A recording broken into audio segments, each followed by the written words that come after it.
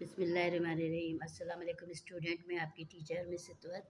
आज हम अपना बायो का नेक्स्ट लेक्चर स्टार्ट करते हैं। स्टूडेंट, हमारा नेक्स्ट जो टॉपिक है वो टेक्सोनोमिक लेवल ऑफ ऑर्गेनाइजेशन है। तो इसके अंदर सबसे पहले स्टूडेंट हम पढ़ेंगे स्पीशीज़ को। स्पीशीज़ जो है वो असल लफ्ज़ तो स्पीशीज़ है, लेकिन थोड़ा सा मुझे स्पीशीज़ बोलने की आदत है, लेकिन आप स्टूडेंट जब भी बोलें स्पीशीज़ बोलिएगा। तो the species is the smallest unit of the taxonomic level of the organism. सबसे छोटा यूनिट जो है वो स्पीसीज है। स्पीसीज वो दो जानदार होते हैं जिनका मेल और फीमेल होता है, जैसे इंसान में जो है मेन वूमेन।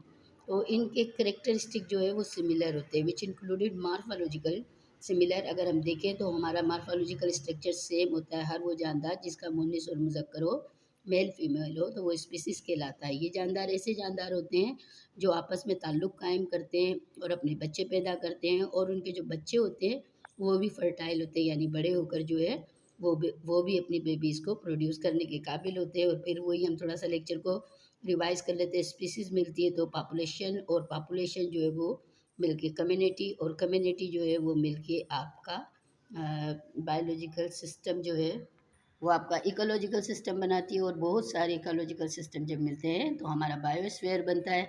तो स्टूडेंट लेवल ऑफ ऑर्गेनाइजेशन एक दफ़ा मैं आपको फिर से रिवाइज करा देती हूँ। इलेक्ट्रॉन प्रोटॉन मिलते हैं तो एटम, एटम मिलते हैं तो मालिक्यूल्स, जैसे कि ग्लूकोज का मालिक्यूल्स। और जब मालिक्यूल्स मिलते हैं तो कंपाउंड, जैसे कार्बोहाइड्रेट हो गया, और जो बहुत सारे कंपाउंड मिलते हैं तो ऑर्गेनल, जैसे endoplasmic reticulum, mitochondria, Golgi body.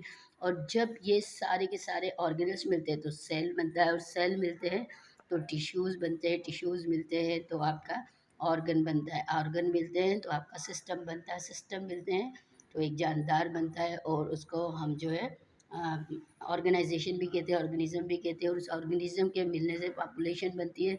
Population जब डिफरेंट टाइप की मिलती है तो आपकी जो है कम्युनिटी बनती है।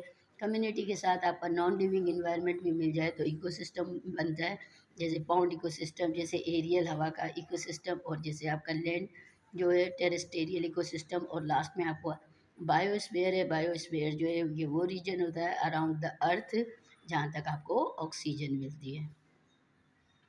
स्टूडेंट, इसके बाद जो है वो हम यूनिसेलुलर ऑर्गेनाइजेशन पढ़ते हैं। स्टूडेंट, यूनिसेलुलर ऑर्गेनाइजेशन का मतलब होता है कि हम जो है बड़े इंटरेस्ट से एक चीज़ को देखते हैं कि कौन से जानदार हैं जो ज़िंदगी की सारी एक्टिविटीज़ को परफॉर्म करते हैं, खाना अ, और बढ़ना और हरकत करना। तो ये हम बड़े से बड़े जानदार देखते हैं। तो स्टूडेंट ये तो हम अपवर्ड जाते हैं, लेकिन डाउनवर्ड भी हम जाते हैं। फिर उसके बाद साइंटिस्ट ये देखते हैं कि वो कौन से जानदार है छोटे से छोटा जो ये सारे काम कर सकता है। तो सबसे छोटा जानदार जो है जो ये सारे एक्टिविटीज़ को परफॉर्म कर सकता है वो एक सेल का जानदार है, जिसमें बैक्टीरिया, अमीबा, पैरामीशियम और यूग्लिना शामिल है। स्टूडेंट, आपके जो जानदार होते हैं इनके ऑर्गेनेल्स के अंदर डिवीजन ऑफ लेबर होती है, यानी जो काम कंट्रोल सेंटर हमारा ब्रेन है तो इनका जो है वो न्यूक्लियस है। हमारे अंदर रेस्पिरेशन लंग्स करते हैं तो इनके अंदर माइटोकॉन्ड्रिया करते हैं। हमारे अंदर चीज़ों की सर्कुलेशन ब्लड से होती है तो स्टूडेंट इनके अंदर सर्कुलेशन एंडोप्लाज्मिक रेटिकुलम से होती है। तो इस सारे इनके अंदर डिवीजन ऑफ लेबर है कि मुख्तलिफ जो इनके सेल ऑर्गेनल्स होते हैं वो मुख्तलिफ काम एक्टिविटीज़ इनसे परफॉर्म करा के और इनको जो है वो मुकम्मल ज़िंदगी बनाते हैं, यानी इनको एक सेल का होने के बावजूद ये वो सारी एक्टिविटीज़ परफॉर्म करते हैं। तो स्टूडेंट, इसके बाद अगला हमारा है कॉलोनियल ऑर्गेनाइजेशन। कॉलोनियल ऑर्गेनाइजेशन का मतलब होता है स्टूडेंट कि जब बहुत सारे जानदार जो है वो एक दूसरे के साथ मिलके और एक दूसरे से जो है वो बेनिफिट हासिल करें। तो मिसाल के तौर पर अगर आप देखें तो जो शहद की मक्खी का छत्ता होता है उसके अंदर हर जो है वो मक्खी इंडिविजुअल आज़ाद होती है, लेकिन फिर भी वो इस छत्ते के अंदर रह के जो है वो काम करती है। तो बहुत सारे जानदार, हम अपनी भी मिसाल ले लें कि हम जो है अगरचे हम सब इंडिविजुअल होते हैं, लेकिन फिर भी हम एक घर बनाते हैं जिसमें जो है वो हमारा मुख्तलिफ जो है लोगों के साथ जो हमारी फैमिली मेम्बर्स होते हैं।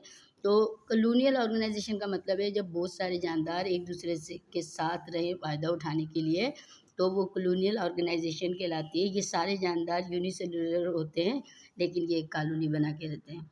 लास्ट है स्टूडेंट हमारा मल्टी सेलुलर ऑर्गेनाइजेशन। इसके अंदर सेल जो है वो एक दूसरे के साथ मिलते हैं और टिश्यूज़ बनाते हैं, यानी कि इंडिविजुअल सेल नहीं होते। ऊपर वाले जो हमने यूनिसेलुलर ऑर्गेनाइजेशन और कॉलोनियल पढ़ी थी उसमें हर सेल अलग अलग अपना काम कर रहा था, लेकिन मल्टी सेलुलर के अंदर सेल इंडिविजुअल नहीं होते बल्कि ये एक दूसरे के साथ रिलेशन बनाकर और टिश्यूज़ बनाते हैं और टिश्यूज़ बनाकर ऑर्गन बनाते हैं और वो ऑर्गन मुख्तलिफ काम करवाते हैं जानदार से। तो एक जैसे जो सेल मिलते हैं वो एक जैसा वर्क करते हैं। तो स्टूडेंट मल्टी सेलुलर ऑर्गेनाइजेशन के अंदर टिश्यूज़ की फॉर्मेशन होती है, जबकि कोलोनियल और यूनिसेलुलर ऑर्गेनाइजेशन के अंदर ना तो आपकी टिश्यूज़